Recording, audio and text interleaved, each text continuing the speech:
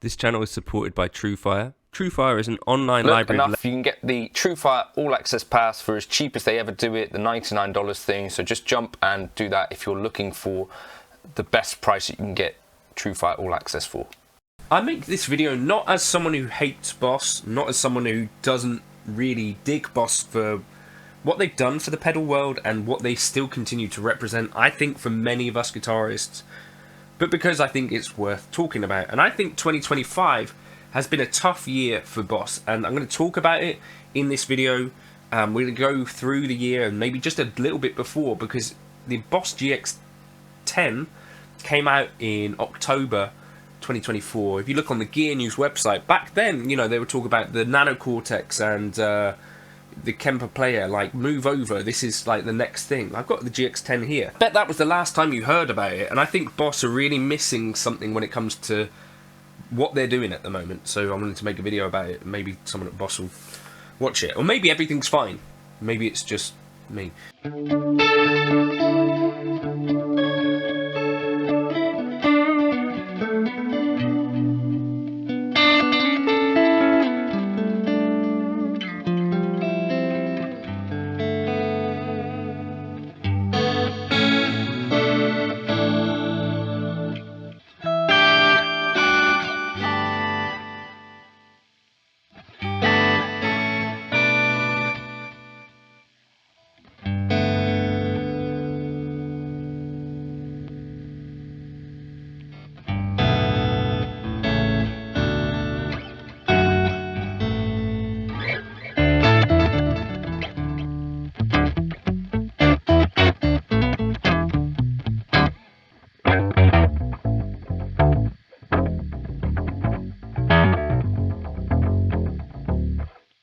So, January, what they come out with at NAMM, the Boss Tube Amp Expander Core, like the little small load box, which I think must have done alright, you see them around the place, and also the synth guitar thing. Again, a little bit of a niche product, but I think maybe for those people that want them, that's kind of cool, right?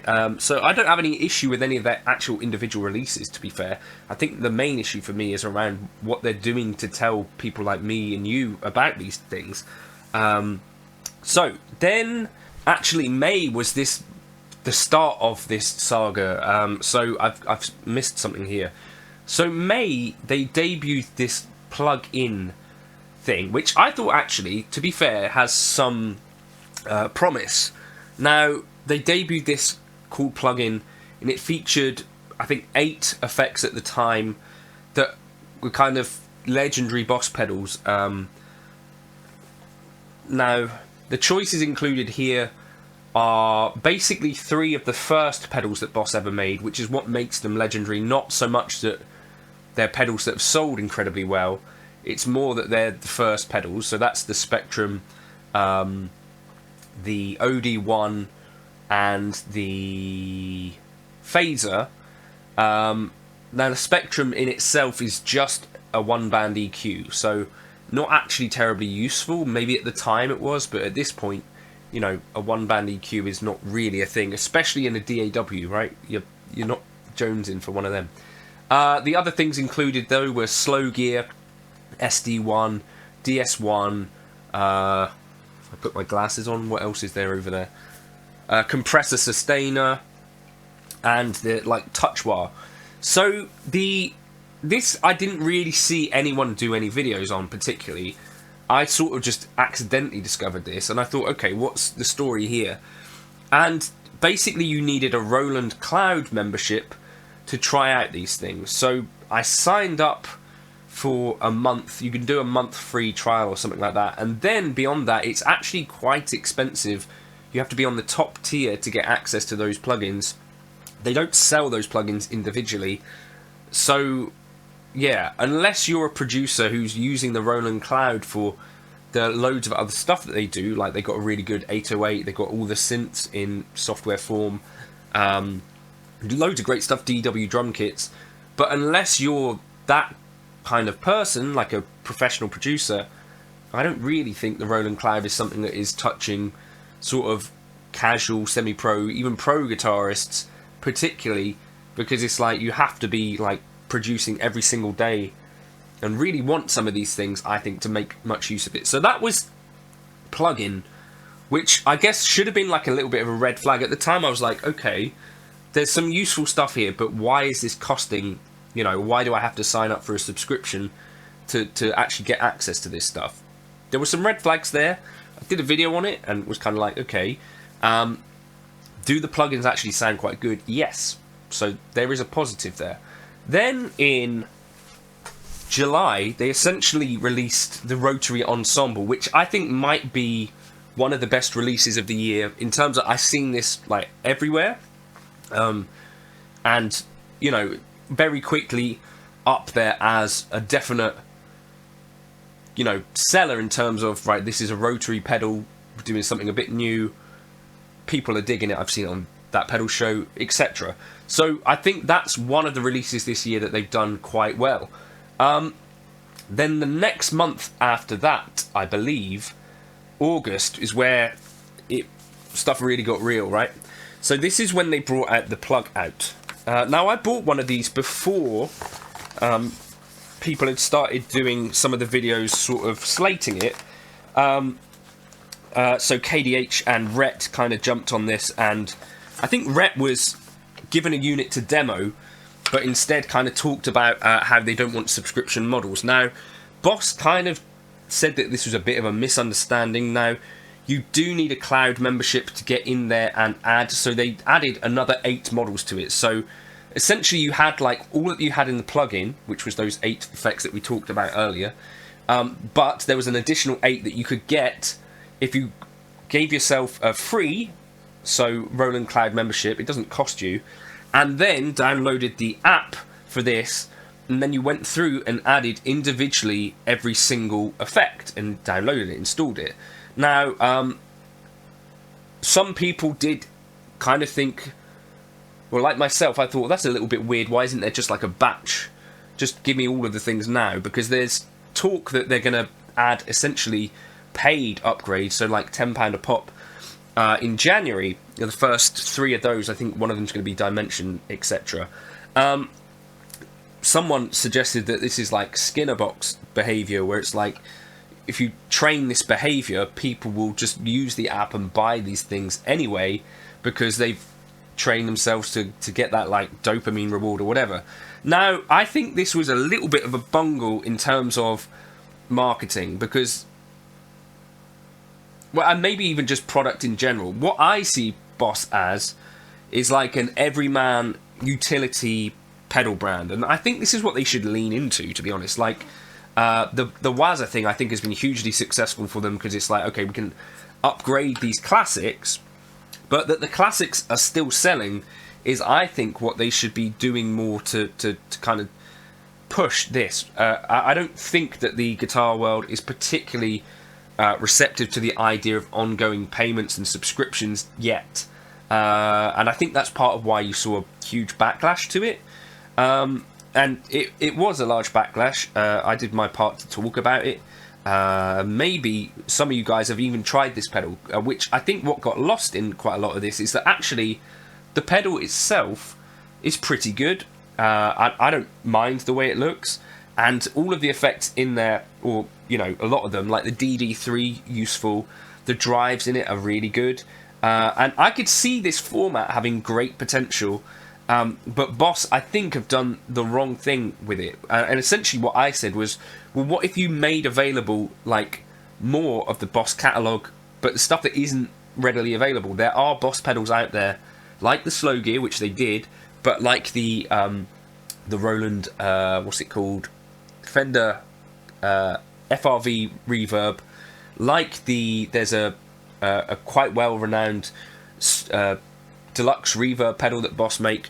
There are these pedals that Boss already do, and equally, like, you could put in like some aspects of the RV5 or some of these things from your pedals that sell well. You could really turn this into actually a very useful utility pedal. Put a tuner in there.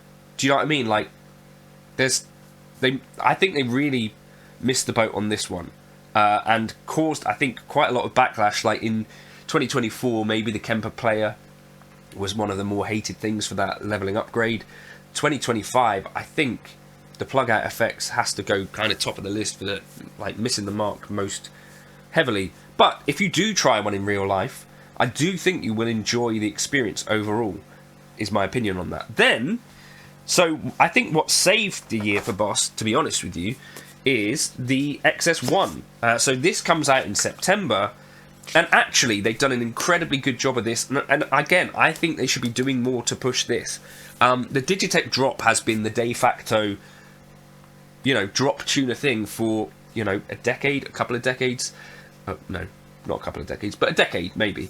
And anything else that goes up against it, maybe the EHX Pitchfork, there's been nothing that kind of goes, well, this thing is obviously better. Meris have done bits and pieces, Eventide have done bits and pieces, but the consensus has always been that the Digitech drop is basically top of the tree. And for the first time, there is now an alternate product in the XS1 that can do what the Digitech drop does, do it quicker, do it, I think, cleaner. I did a video on this, and also do additional stuff that you cannot do with the ordinary Digitech drop. So I think this is a really important product for Boss, and I think now should go to the top of the list for best pitch shifting pedal. So if you've missed that this year, I do think that that is probably, for me, Boss's best product of the year. So yeah, let me know your thoughts in the comments if you checked out the XS1. Now, what should Boss be doing? So, for instance, we talked about this Gx10 earlier, right? And we talked about the NanoCortex. Now, what happened to the NanoCortex this year? They got two big updates, right? And two really important updates. So first of all, they added all of those effects and bits and pieces, so that the NanoCortex was no longer like a little thing that could do a few effects, but it was actually more like, okay, well, this is a multi-effects unit now that can run captures. A really important upgrade. There were a couple of other things that I'd talked about, and that my buddy David Beebe had noticed, that, for instance, the app, you couldn't make edits when you were not in internet connection zone. They fixed that. I'd also said that it would be nice to have access to the captures that are in the Neural DSP Quad Cortex land, like the Neural DSP official captures, because that's quite a big part of the Quad Cortex. And yeah, basically all that was available on NanoCortex was essentially a lot of user-based stuff, but no, or not much, Neural DSP stuff. They made that stuff available. And that's kept people talking about the NanoCortex, and people, you know, thinking I made the right choice. For people that bought a Gx10, and if you were one of those, let me know in the comments, but I do think it's an underrated piece of gear, but I think also Boss don't do enough to actually push it. And here's another thing, right? So Boss and Electro Harmonics and people like that have done things to help companies like JHS. So like, you think of the Angry Driver, you think of that Lizard Queen thing that was the best selling pedal of 2025 on Reverb, apparently. These, what were initially boutique companies, are no longer boutique. And you think, actually, what is the difference between JHS and Boss? One of the key differences, I think, is that JHS do proper marketing and do it quite well, and actually have like a big fan base and are like activated, whereas Boss, like having talked to them occasionally, don't really do much to promote like the old stuff. So you're very used to, I think, seeing videos like praising the Boss BD2, but those are all like from the individual themselves, like Rabia or whatever, or Danish Pete or Andertons, just people like me that just discover the pedal maybe a bit later in life and are really enthused by it. But there's not really much coming from Boss's end, I guess because it's such a large corporation, to promote these things. The other really big thing that I think has got to be a bad sign is that the Boss Katana has really dropped in the best-selling amps of 2025, and this used to be basically one of the top 1, 2, 3, 4, 5 amps for a long time, and now there's only one of the models which has teased its way into the top. Now, whether this is potentially because Fender have taken over Reverb and are like playing with those numbers a bit, I think maybe that's what's happening, but they put Line 6 Helix Floor at number 2, and the Tone Master Pro was not on that list. So yeah, and also like the Fender Deluxe Reverb Tone Master was not high up in that list either. But I think this is like a knock-on effect of Boss not doing loads to actually promote this gear beyond the initial launch. And even the initial launch now it's not the same. Like, they seem to just kind of drop a product, drop one demo video, and then maybe Leon Todd gets a unit from his territory. Like, there's something missing in the way that Boss are marketing these things. I think they should lean into the fact that these pedals are on so many pros boards and praise and celebrate the old gear. You know, work with Noel Gallagher, work with these folks, make videos talking about this gear, and get it back into like the consciousness of folks. I'm sure they're doing fine, but I think it's not been a good year for Boss based on what I've seen in that video. Do you think I'm right on this, or do you think I'm entirely wrong, or do you think there's maybe something true to what I'm saying? I'd love to know your thoughts. Yeah, I think it's been a tough year. And also, yeah, like the DS1 and the SD1 are falling lower and lower down in that list. And niche pedals, I think, like that Electro Harmonix Lizard Queen at number 1. A lot of MXR pedals and JHS pedals in the top 10. Not too many Boss ones. I think it's an interesting time for Boss. Let me know your thoughts in the comments. Cheers.